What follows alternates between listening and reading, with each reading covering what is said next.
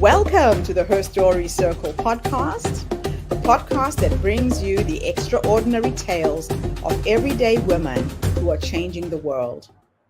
I'm your host, Gertrude Mache, and I'd like to acknowledge traditional custodians of the land on which we meet today. I also like to pay my respects to elders, past, present, and emerging. Every week, we dive into the lives, challenges, and triumphs of women from all four corners of the globe. We're here to inspire, enlighten, and connect, sharing stories that uplift and empower. So grab a cup of coffee, settle in, and join us as we explore the incredible journeys of women shaping our future. This is Her Story, where every woman's voice matters. Hello, everybody, and welcome back to the Her Story TV and the Her Story podcast. This is Gertrude Mache here in beautiful Melbourne, Australia. And today I am graced with the presence of yet another creative woman. Welcome, welcome, welcome to our tribe. Please tell everybody your full name, where you're based, how old you are, and share your story with us today.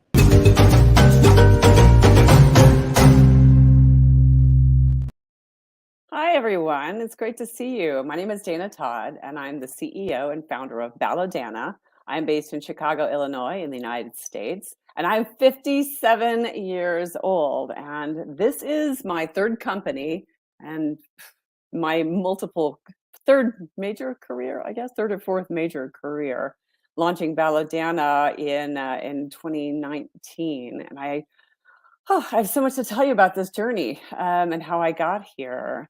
Belladonna, first of all, I'll explain. Belladonna is the only marketplace in the United States, certainly, where every piece of clothing that we sell is made on demand precisely to your body measurements. We make clothes for women who value the art of the first impression and who are concerned about the sustainability of the clothing and the choices that they make. And they want to feel more confident, not just in how they look and how they feel, but also in the choices that they're making and what they're doing to contribute to the planet's survival and the people who are involved in the ecosystem. So I did not grow up in the fashion industry. And in fact, I'll confess, I can't actually even sew. I can barely sew on a button, and I'm quite challenged by a machine, right? Any of the sewing machines. So I fell into this quite by accident. What I spent most of my life doing is telling stories and creating digital experiences. I was the founder of a large agency, building digital experiences at the very beginning of the web. So I've spent the last 30 years of my career primarily in technology and in digital marketing. From working in digital technologies, I've built hundreds of websites. I've spent millions, if not billions of dollars in ad money. I was very notably a leader and a pioneer in the early days of what's called search engine marketing. So if you've ever seen those little ads on Google, that whole industry is called search engine marketing. And I was there at the very beginning of that. So I've always been a pioneer. And in fact, side story, my family is pioneers. My great grandma came to the Texas territories as a pioneer herself, as a settler in a wagon, in an old covered wagon, and taught in a one-room schoolhouse back in the 1800s. So I have pioneer stock in me. Both my parents are entrepreneurs, and so I quite naturally am drawn towards this life of creating and breaking boundaries and asking questions. I started off life as a journalist before I got into digital marketing, so I was always taught to ask questions. And that natural curiosity and ability to dig in and understand why is that important led me ultimately to, incredibly passionate and fulfilling career as a marketer, moving ultimately on corporate side as a chief marketer. So I went corporate side for a long time, working at a very large multi-global and then in telecom. So the weirdest CMO job I ever had was chief marketing officer of a crime scene cleanup company, but that's a whole other story. So fast forward to 2017, I guess it was, and I was getting pretty burnt out in marketing and digital marketing and all things heavy duty corporate. I think any woman who's gone through menopause feels that the lifting away of all the baggage that we have. We get to the stage where like, am I really doing things that are fulfilling for me? Am I really doing things that are meaningful? Is launching yet another Google ad campaign really changing the world? And I started looking around for entrepreneurial opportunities at that point. And one of the other beauties of menopause was the change in my body. And I had been doing some spiritual work to try to figure out what my next thing was, and part of my overall spiritual growth. And I was led very strongly to think about starting another business. And at the time, I was in my early 50s, and I was just like, oh, what? No, I should just do the safe thing now and go start looking toward a pension and just wait until I retire, right? But it just the feeling of what it could be to be an entrepreneur again was just over the moon, 10 times better than I could ever feel as a consultant or as another corporate leader. And so I started looking around for ideas. And as I mentioned, I had gained a little weight and my body proportions had changed. And I didn't think I was tremendously overweight or would have been a problematic figure to fit. But I found that when I went to look for clothes to define me in a cool and edgy way, that I literally couldn't find anything in the stores that would fit me. And I was really frustrated by this, like really frustrated. I'm like, this doesn't make any sense. Literally, I have like $1,000 in my hand. I cannot spend it. I went to the high-end, department stores. I went online. Everywhere I looked, everything was just wrong. Like my proportions didn't seem to fit into their manufacturing standards. And two things happened. One, I found on Etsy, which is a website where you can find handmade goods. I found a woman in Romania who could make very cool, edgy clothes that were suitable for an executive, and she could make them to my body measurements. So I thought, that's great. That's a really cool thing that I can have done. I can actually just go make my own supply chain, basically. And then secondarily, I started looking at some of the reasons, the underlying reasons for why these standards are not met. Because I was actually thinking, well, what if I make my own line of clothing? I thought, what's involved in that? I hired a consultant to take me around in New York City to the traditional fashion, like the garments district there, and understand what it takes to bring a product to market. And what I found there through all of this astonished me, because as somebody who comes from technology, and the world of digital marketing is still pretty new, right? It was all basically the whole web stuff only started in the late 90s, and really the e-commerce that we know and love is really not more than about 15 years old. So it was astonishing to me to go into an industry that is over 100 years old. The commercial, as we know it today, the manufacturing of garments is thousands of years, obviously, eons. We've worn clothes for quite some time. But the commercial manufacturing that is really only 50 to 100 years old in terms of how we set up our supply chain for making. And within that, what I found was it's beyond chaos for standards or lack thereof. And what that led me to understand is that it wasn't my body that's broken. And I hear this from so many women that I've talked to in the years since about like, oh, nothing fits me, or oh, it's my body. There's something wrong with me. I have to lose weight, or nothing fits me. And they blame themselves. We take it on ourselves. We think that it's our fault, that we are somehow wrong, that we do not fit into these clothes, which are made in, I have to tell you, the most arbitrary way possible. And I do mean arbitrary. It is not uncommon, for example, a designer to come up with a design and a style. They start with a sketch and they send the prototype to any number of people who will massage the data and use some basic tables for how things are made. And then they bring you back the sample and you put it on what's called a fit model. And a fit model may be a professional, or it might be just like a friend of yours that you're going to call a size 6. And you put it on that person and you make the changes, and that becomes the size 6 for that particular garment, for that particular brand, in that particular moment of time. And then they grade outward from there. That happens over and over and over and over again. And what you see as an output is the craziness that you experience every time you go to a store or you shop online and you wonder why these things just don't fit.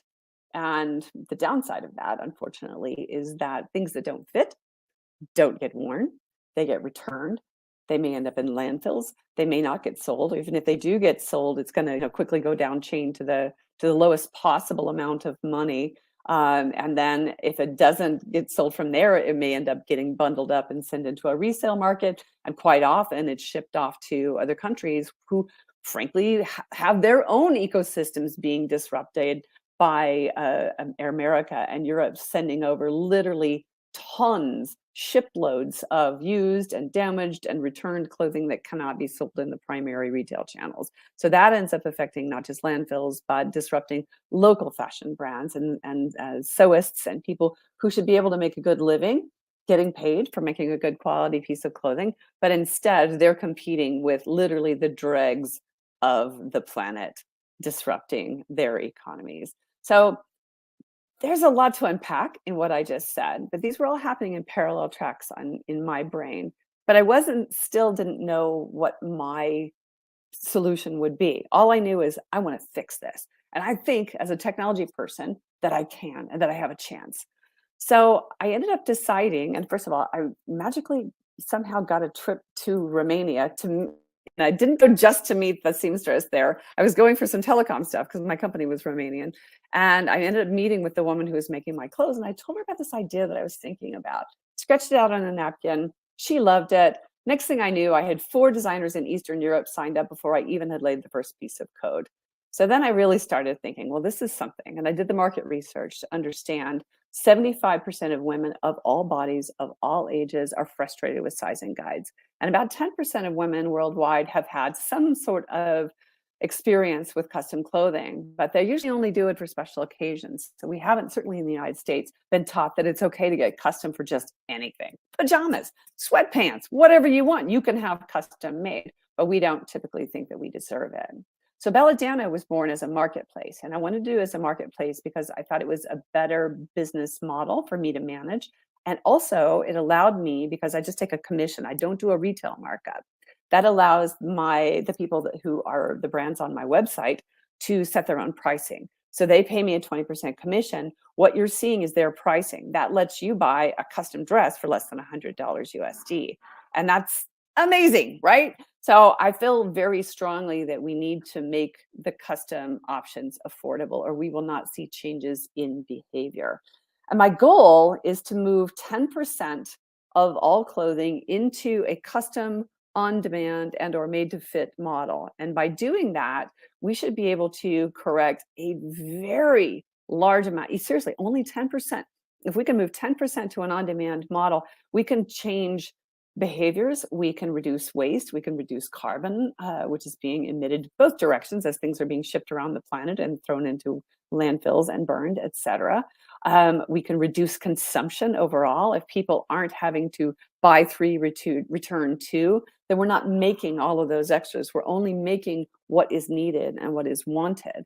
And the net effect should be happy women, because it's going to fit you. It's going to be made well. It's going to be made by people who are getting paid well. So their supply chains are much more ethical. They can pay people a living wage and beyond. And then secondarily, we're going to be saving the planet too. So if you go to our website, it's belladonna.com, you can see that our mission statement is make women happy and also save the planet. We think that those two are not mutually exclusive. Honestly, over and over again, certainly when we look at this in technology and in medicine and so many other things, when you are working to solve for women's needs, women's wants, women's desires, we find that we can often create new things and or change systems that are harmful, right? That are hurting people out there. So when we work to give people a living wage in a system like fashion, we are hopefully eradicating slavery, which, believe it or not, is still prevalent in this industry. And I'm not talking about like over there in some other country. It is in every single country that produces garments. Even, yes, the United States has slavery in its fashion supply chain. We see it here in wage theft. We see it in people being brought in and their passports being withheld. We see a lot of damage occurring up and down the supply chain. And what we're hoping to do is to create a force that other fashion brands can look at because they feel locked. They feel locked. I talk to a lot of fashion brands, and it's not that they don't want to do better. They just don't see how to do it and still make money the way they have to and still, satisfy their shareholders. So a collective, I've joined forces with fashion design people, fashion tech people, fashion manufacturing people, on the manufacturing side, from the heavy duty industrial technology all the way over to metaverse and very cool 3D technology. We are working around the globe right now, communicating and trying to build connected technologies, standards, ways of communicating with each other, collaborations, and ultimately we'll be making an economic case for how this can be done, and not just as a nice to have in that 10%, but ultimately the other 90%. It's not doable. It's very doable, but it takes a lot of brave people working together and being in service of this greater good to stop hurting people one dress at a time. Wow, Dana, what an incredible project. The whole Thank you. story circle is all about attracting women who want to leave this planet a better place than we found it. Now, women in fashion, that is something that every woman can relate to. How we show up every day, how we dress. Women over 50 struggling to fit into these clothes, right? Yeah. Yeah. Now, if I could take you back to that moment in time when you made the decision to do something about it, a lot of people sit on the fence. They don't get involved. They don't get engaged. They get discouraged by friends. If there is a woman who's listening to us right now, who's seeing something she's not happy with, wants to do something to bring about change, has no idea how, based on what life has taught you, if you go back to the younger you and give her 3 nuggets of wisdom, what would you have wanted somebody to have said to you to help you on this journey? Well, for sure, the first piece of advice that I would give is to trust your gut. But there's a big but here. Trust your gut, but always do your research, because I'm a person who I'm by nature an innovator. I'm what's it called, a future technology or a future personality. So I'm always kind of thinking out there and working backwards. So I have a tendency to have a gut that's like, oh, we could do this. Oh, we could do that. Oh, we could do this. There are a lot of shiny objects in my head. I have learned over time not to act on all of those, but to be patient and to sit with the ideas and to do research with the ideas, not just doing, small research like talking to a few friends, but doing larger research, actually investing in market research and doing some much more significant prototyping before I dive in. So that's number one, trust your gut, but back it with research. Number two, partners, collaborators, you cannot do this alone. I'm a solopreneur, but I have a team. And I didn't get into this by myself. And in fact, the co-founder was actually our first employee too, and she's still involved to this day. She had been working with me at that telecom company, that Romanian telecom company. And when you asked about what the thing was that pushed me over the edge there, I had been working on this idea on the side, and I had told Nisha about this, my co-founder. And I had to call her up one day and let her know that our entire department had been laid off because they were closing the marketing department and ultimately that company. And she asked me, what are you going to do? And I was like, well, I think I'm going to do this little startup. And she said, well, can I join you? I was like, well, I can't pay you very much. So she said yes. I said yes. And ultimately, Belladonna was begun. I could not have done it without her. And honestly, they say that if you want to go fast, go by yourself. But if you want to go far, go with friends or partners. I do think that ultimately you should be careful about who you choose, but always, no matter what, whether they're employees or founders, have a team and have collaborators, because you can always go further with more people, more brains in. And the third piece, I would say, be patient and make sure you have plenty of money. Because women's we don't get funding, y'all. I'm sorry. We get 2% of all the venture capital funding out there. So, and it gets worse when you start looking at women of color and women over 50. I don't even think they have a number for us. I think we're so far down in the 0.000. It is really funny to me when I go out to pitch up against young people at these startup events, and they literally look at me like, whose mom are you? So yes, be patient and have plenty of money. Make sure that you are prepared to fund it. Oh my gosh. No, I can so relate to everything you've said because I am right in there with you trying to raise capital for an app that I've designed. And you go and pitch at these events and you're like a dinosaur in those rooms, Yes. right? Yes. Yeah. I can tell you. My I've had to goodness. over and over again there. It's really funny because like I'm with now I had to change the labeling on my LinkedIn to call myself a non-coding tech founder because I have worked in technology for so long, but I'm not a coder. But to be honest, Yes. a lot of tech CEOs that are guys, the tech bros, are not coders themselves, but they get the benefit of the doubt. So it's really funny when I get the rejections that are like, you need to have a tech co-founder. What they really mean is a young man who, looks techie, who can convince them that I know what I'm doing. It's crazy. It's absolutely crazy. Now, all of your past experience in telecommunications, in tech, has helped you create this new entity, right? Yes. A lot of women don't realize that they can draw on all of their expertise and reposition themselves in a completely different industry because you've got those transferable skills. Let's Yeah. talk a little bit about that and how you've applied that to your business. What were the main transferable skills that helped you? Having a transferable skill in technology has been a huge asset for me because, as I said, I've built hundreds of websites. So, and I've been there when stuff was being invented at code level. So I didn't have a fear, and I also knew what to avoid. I knew how to be smart about writing a spec, for example. I knew how to put together the vision and basically have everything ready to go so that I could go out and shop for a technology partner or a development team and understanding which software to buy because I had the skills to put the vision together into a language that they could understand, and it would become the roadmap for the development. Building a marketplace is way more challenging than just setting up a Shopify site. There's a whole lot more working parts on the back end. So I hadn't built before, but I'd done e-commerce for a while, so I was able to tap into my knowledge and bring that to bear. Additionally, one of the pieces of expertise I mentioned search engine marketing. So I knew about making things Google friendly, from the beginning. And so our site was optimized quite well going out the door. And so there's a lot of things that I was bringing to the table. So even though I was literally struggling with how to name certain measurements and things like that and having to learn the lingo of fashion and manufacturing, I was very easily able to put that into a framework that I understood and still be able to create a digital experience.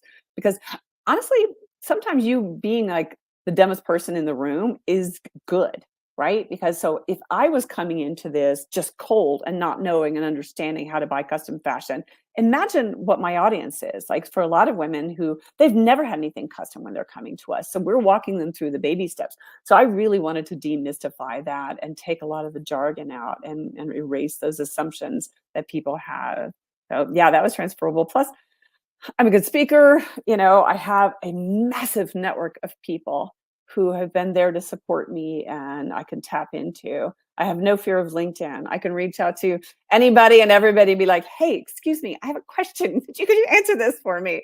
So there's a lot of transferable skills, and it saddens me when I talk to women who are in my age group and they're at a point where maybe they're about to get laid off or they are getting laid off. There've been a lot of layoffs recently.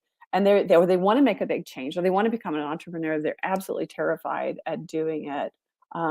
And I always tell them that you'd be surprised at how much you can do. And I'm always surprised even when I can beat down that inner critic and go back to what I know that I can do and do very well. There's a lot there to work with. Now, let's talk a little bit about that inner critic. The words we say to ourselves and the impact they have. We say things to ourselves you would never say to your best friend. How do you deal with that on a personal level when that little voice pops in your head and says, who do you think you are? This isn't going to work. How do you overcome the inner critic? It is hard to overcome your inner critic because it's the worst thing anybody could ever say to you, because you know your weakest spots, right? So first of all, my inner critic usually wakes up about 4:30, 5 o'clock in the morning, which is super annoying. And it's somehow weirdly timed to a hot flash. So all of this happens at the same time. And I feel sometimes powerless to fight it. So one of the first things I do is to recognize that I know who you are, inner critic. I know what you're trying to do, and you don't really have a place here. So getting quiet, going to a spiritual place where I can just be silent and receive what's better for me is one good way. Getting up and moving around, doing something to distract myself is another. When I'm really, really down, I have two things. One, dial a friend, right? Reach out to a friend, because you've hopefully got that 1 or 10 supporters who are really going to help you get back on track and understand who you are. And the other thing I have is like kind of, it's weird. I have my little positive well, my energy well of positive things.